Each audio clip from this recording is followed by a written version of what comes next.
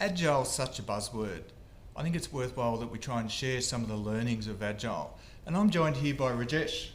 Thank you very much, Glenn. Pleased to be here. Welcome, Rajesh. Now, Rajesh is an Agile expert who consults to senior managers and the C-suite. So Rajesh has seen everything there is to be about Agile.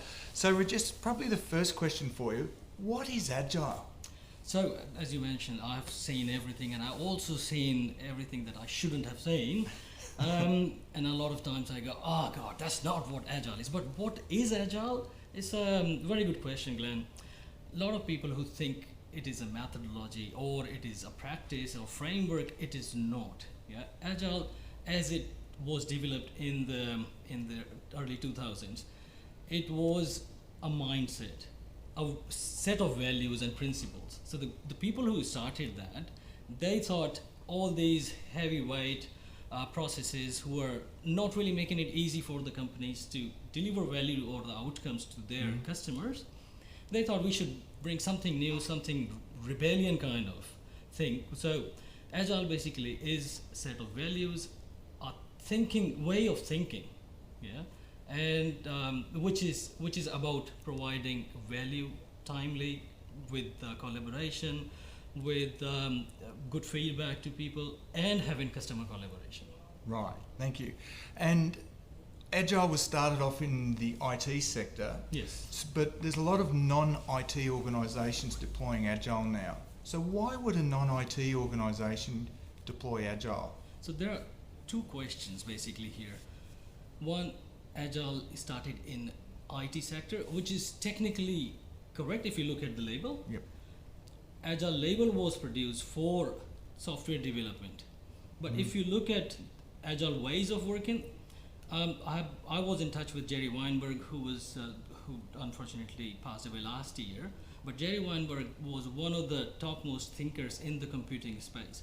And talking to him, I came to know that they were using Agile ways of working, iterative development in the late 50s.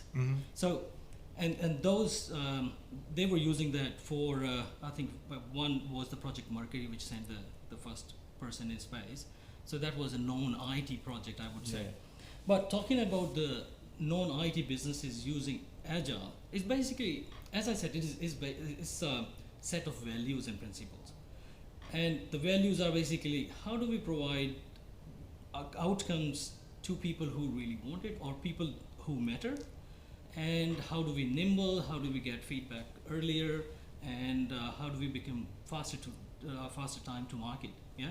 So it's basically all the non-IT businesses can use those values. It's not about having a label or sticking a label to a process. It's basically about delivering the right outcomes. Right, Yeah. okay. I once read a report from McKinsey who said that 73% of large business transformations fail. Right. What are we seeing with people who undertake Agile? So again, if we take Agile as a methodology, then again, people get confused by that, whether they are applying Scrum or SAFe or Kanban or something else.